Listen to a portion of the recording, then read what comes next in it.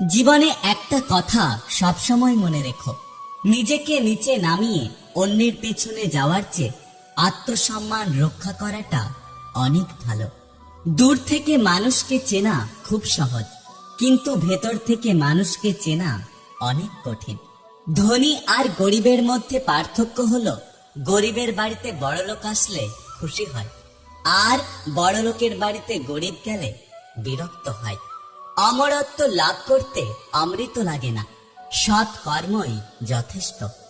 একটা কথা কি জানো তো, সবকিছুর দাম বাড়লেও দিন দিন সরল ও ভদ্র মানুষের দাম কমে যাচ্ছে।